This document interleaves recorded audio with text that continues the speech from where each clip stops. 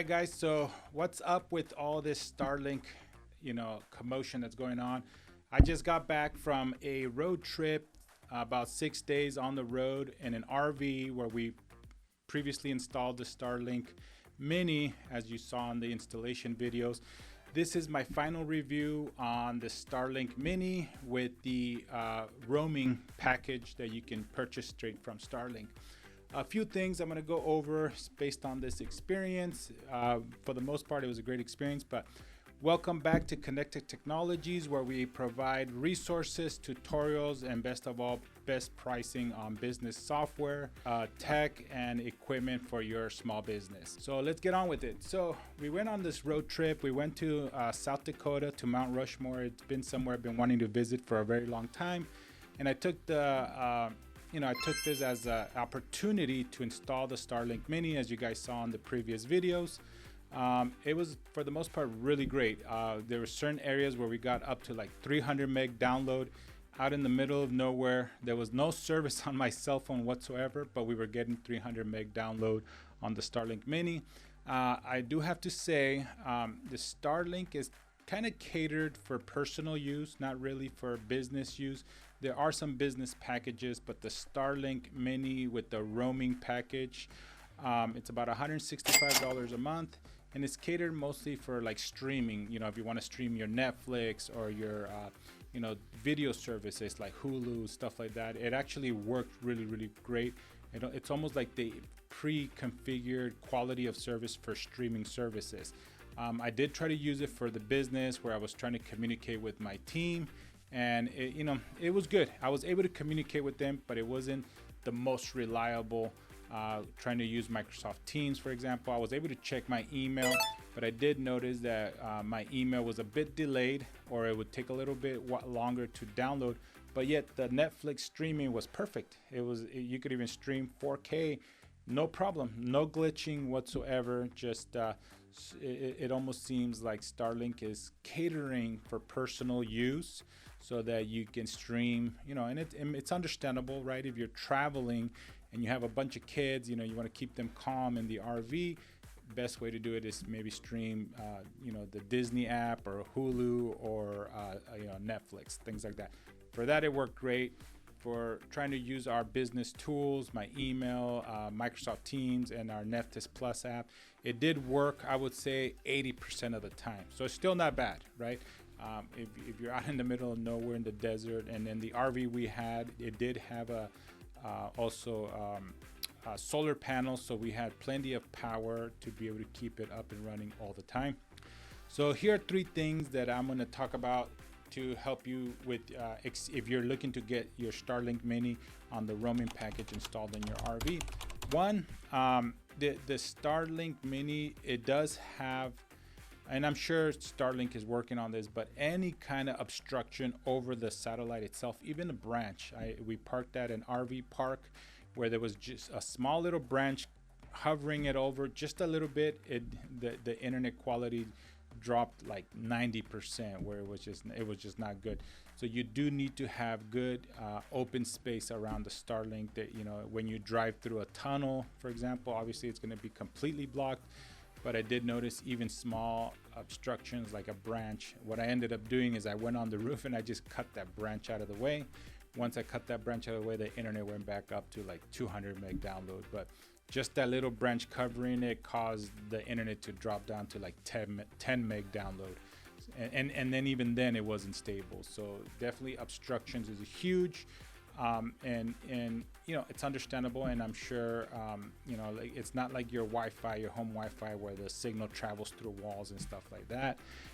Getting back to the next thing, so that's the first thing, right? Understand that obstructions are going to be an issue, especially when you pull over to put gas, right? You get to a gas station and everybody's streaming Netflix, and all of a sudden the Netflix stops working. Is because you're probably parked underneath the cover port of the gas station, right, or the truck stop. At first I was like, wait, why did it stop working? I was rebooting it, and then I just didn't think about it until I looked up while I was pumping gas. I was like, oh wow, we're under a cover port at the gas station, and that's probably why the internet stopped working.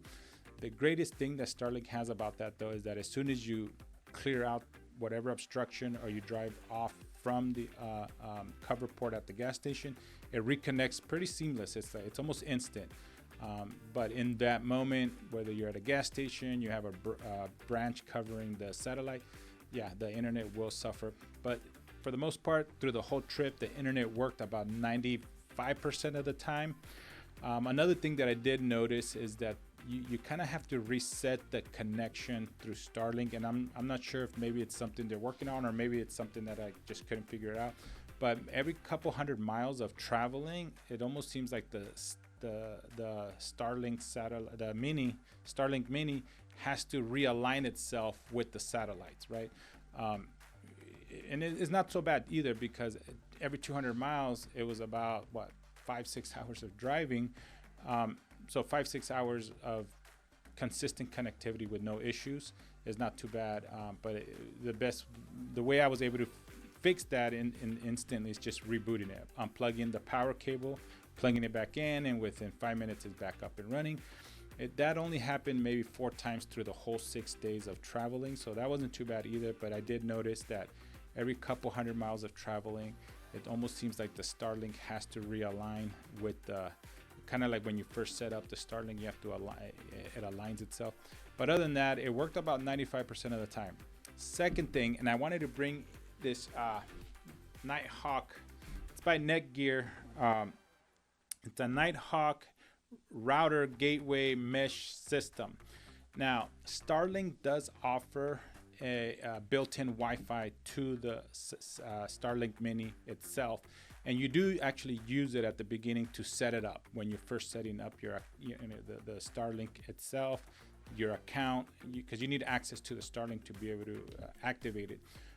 But I would actually recommend purchasing a third-party Wi-Fi router, gateway, whatever you want to call it. I personally recommend the Starlink or this Netgear Nighthawk mesh system, and I'll go into a few reasons why.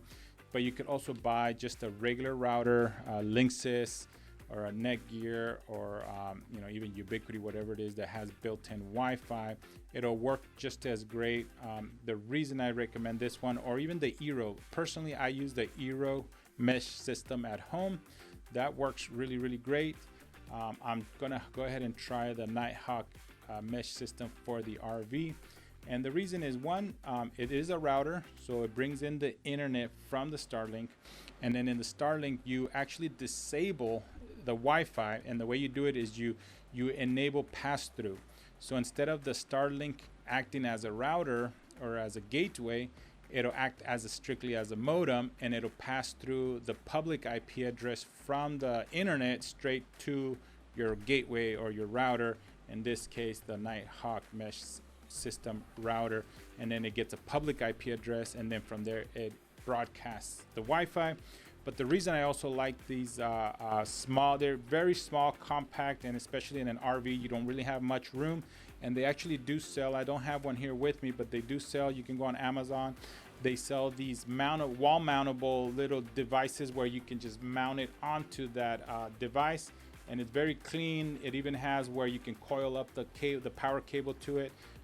And that allows just for a clean install where it's not in the way, it's not on the floor somewhere kind of just dangling around. You mount it straight on the wall. It's very small, as you can see, so it doesn't take up much room, versus a big old router like a Linksys or something like that that has a bunch of antennas sticking out.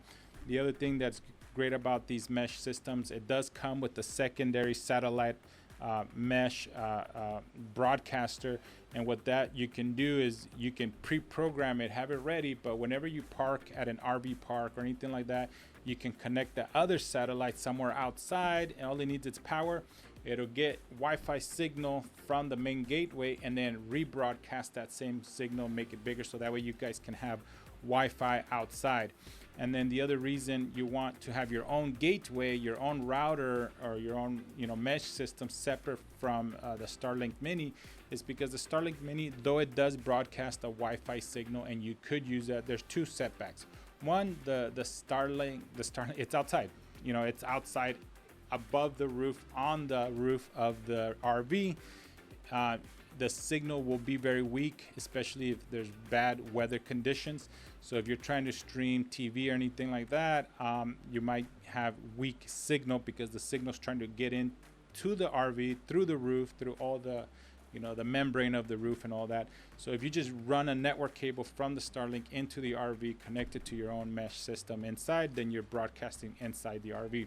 The second thing, I did notice that the Starlink Mini's Wi-Fi broadcast signal, it's not secured. It doesn't even ask for a Wi-Fi password. It just publicly connects. So, and I didn't notice that until we were at an RV park where, if you leave it active, people can connect to your Starlink Mini without requiring a password. So they'll be able to use your internet.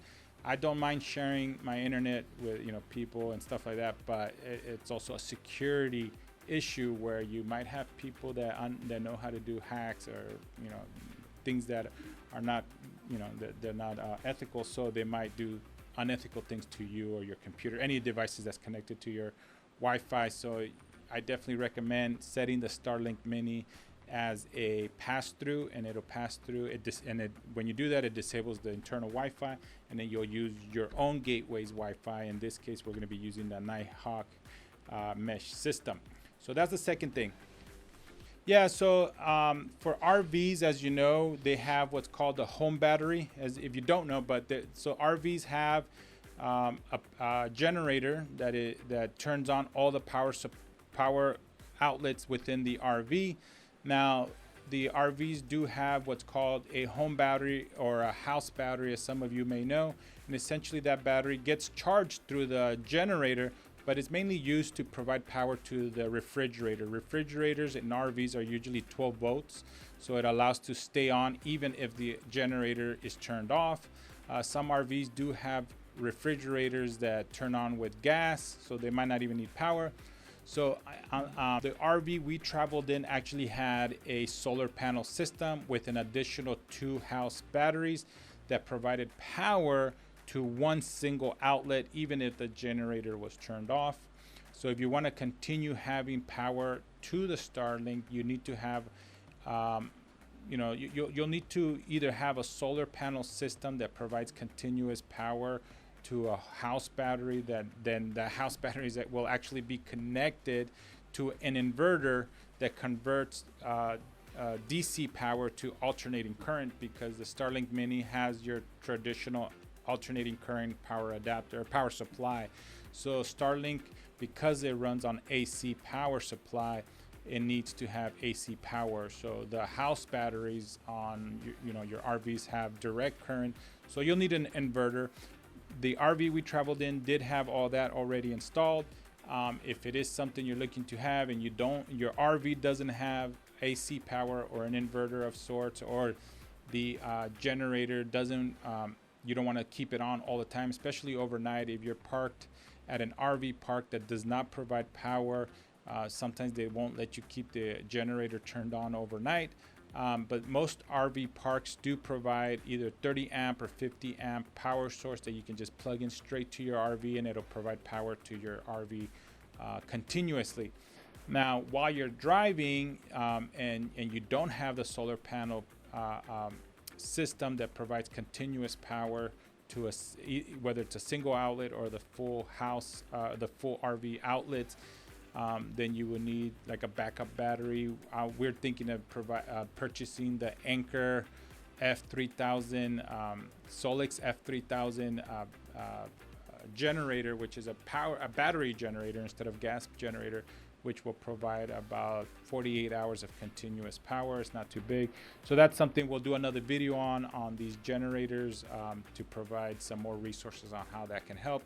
If you are a business owner that likes to travel and you're looking to, or you have an RV and you like to travel, or you're looking to get into traveling while you're a business owner, definitely look into the Starlink Mini with the roam package. Now, they do have international roaming packages that start at like $500 a month.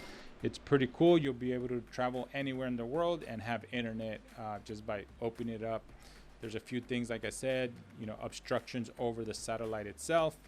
And then also the Wi-Fi system.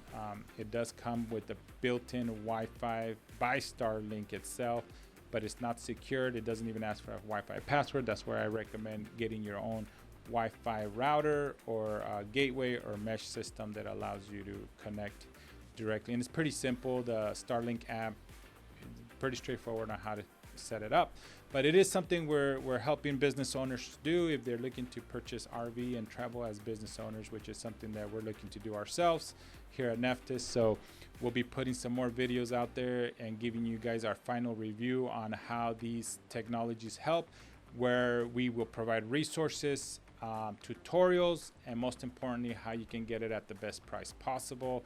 Again, thank you for watching Connected Technology. This was my final review on the Starlink Mini using the Roam package. Thank you guys. Click to subscribe and we'll be providing more information.